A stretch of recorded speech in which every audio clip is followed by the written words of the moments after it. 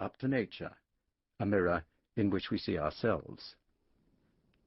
Proust's great work may be in the form of a novel, but it contains a collection of thoughts and meditations on an amazing variety of subjects: love, death, mourning, war, social history, homosexuality, music, painting, literary style, architecture, etymology, psychology, sleep, and memory.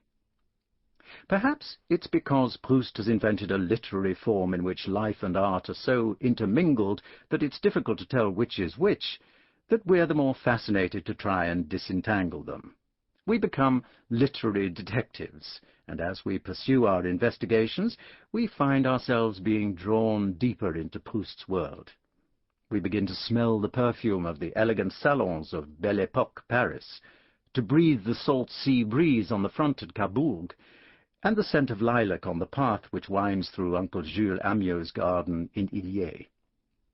It's a world which is both new to us and familiar at the same time. And as we discover the real places and people who gave birth to their fictional counterparts, it's as if we're tracing a river back to its source. There can be few authors about whom so much has been written as Marcel Proust. One source lists 240 books.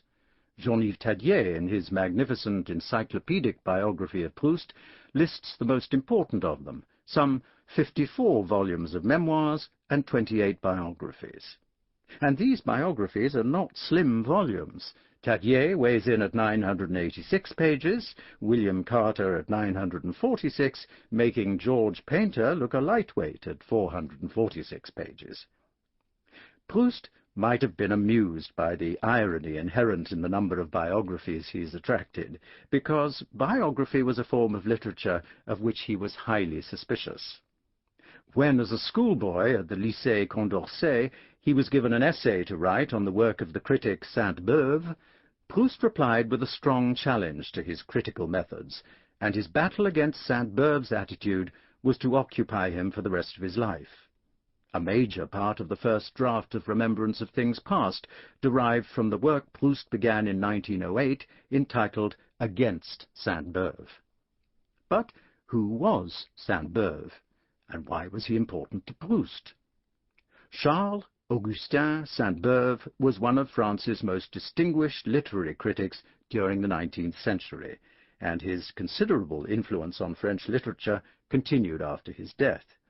His work laid a great importance on the link between an author's character and circumstances and his work, and this is where he and Proust parted company. In Proust's opinion, an artist and his work should be seen quite separately. His work should stand on its own without reference to its creator.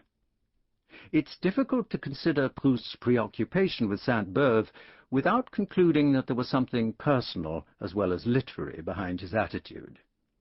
His attacks may well have been a form of self-defense, resulting from his highly critical view of himself. He was only too conscious of what he saw as his failings and his weaknesses, his lack of will, his failure to live up to his parents' expectations of him. And it's quite likely that he saw his homosexuality as a cause for shame as well as for secrecy. Yet he knew he had talent, and in order to believe that he might one day write something which would justify that talent, it was necessary for him to think of his work as separate from that self which he saw as flawed. In Remembrance of Things Past, Proust creates three fictional creative artists: a composer, a painter, and an author. In these characters he shows us examples of people who on the outside seem to be insignificant, fallible, occasionally comic, but prove in the end to possess remarkable gifts and to produce important works of art. The feeble music teacher Vinteuil, after his death, turns out to have been a composer of significance and to have written a masterpiece. The vulgar and foolish show-off known in Madame Verdurin's circle as Monsieur Tiche later turns out to be the great painter Elstir, and the celebrated author Bergotte is discovered to lead a dubious private life. Each of them turns out to have unexpected qualities and to have produced important works of art despite their personal failings. The contrast between what people seem and what they really are is an example of that tension between surface appearance and reality that's one of Proust's most important themes. As a child, he had the feeling that inanimate objects were possessed by spirits, and that, like hieroglyphic characters, they would yield up their secrets if only he could find the key. Like their creator, Proust's characters are not able to relate directly to objects or people, but only through an intermediary, a work of art or a memory. Swann falls in love with Odette because he sees her through the image of a Botticelli painting. The narrator, as a child, sees the aristocracy through the images conjured up by the projections of his magic lantern. The name Guermantes creates a vision of medieval castles and knights on horseback, so that when the narrator is invited to dine with the Duchesse de Guermantes for the first time, he expects to see the company in a tableau like that in a stained-glass window or an illuminated manuscript. Place names, too, have their magic. Balbec summons up the image of a stormy sea lashing at the foot of a rocky promontory on which stands a lighthouse. Of course, these poetic expectations are destined to lead to disappointment. The Duchess and her guests turn out to be ordinary human beings whose conversation is made up of banalities, while the narrator's first sight of Balbec is a dusty square with a café outside the railway station. But Proust goes on to show us that what appears to be banal is no more real than poetic vision. In order to discover reality, we must dig deeper. And when we do, we discover that people, places, and objects exist inside us, that who and what they are depends on how we experience them. Each person is a vast number of different people, whose multiple aspects appear to us at separate moments in time like a series of snapshots. Places, like people, alter with their associations.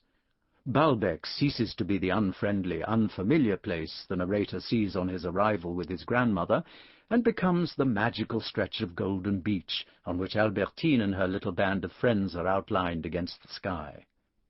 Later on, it becomes a place heavy with menace, from which it's necessary to escape urgently, due to the danger of Albertine meeting Mademoiselle Vinteuil and her friend there. Objects are not valued for themselves, but only for what they represent. The agate marble, which was a gift from Gilberte to the narrator, means nothing to him once he's no longer in love with her, and he carelessly gives it to Albertine. When the narrator looks through the beautiful volumes in the Prince de Guermantes' library in Time Regained, he receives a shock when he comes across a copy of Georges Sand's François le Champi, and realizes it's because it has brought back to him the memory of the night his mother refused him her good-night kiss. He decides that if ever he were to become a bibliophile, it would be in his own fashion, that, unlike the prince, he would not collect books for the beauty of their bindings or for their historical significance, but only for what they signified in terms of his own life. In describing his writing style, Proust once remarked that he never reported a character putting on his coat. The only external descriptions in his books exist to illuminate a character's psychology. When we first meet Monsieur de Charlus, scanning a poster outside the casino at Balbec, and at the same time keenly eyeing the young narrator with an expression he's unable to interpret, the Baron is described as being dressed in impeccable dark clothing, from which all hint of colour has been banished, except for one tiny, telltale red stripe in his socks, a symbol of his hidden homosexuality, which leaks out despite his efforts to suppress all signs of it. Books, in that they mean nothing until they're opened, read, and, more important, understood, serve as a useful metaphor for Proust's lack of interest in the external and his need to discover the true essence of things. Here was a man for whom literature was the only true reality, and yet he hardly owned a book. If he needed one, he'd borrow it and give it back once he'd absorbed its contents. There's a passage in Jean Santeuil, Proust's early, more directly autobiographical attempt at a novel, which describes an incident involving Monsieur Bellier, a fictional representation of Proust's admired philosophy teacher, Monsieur Darlu. It suggests that a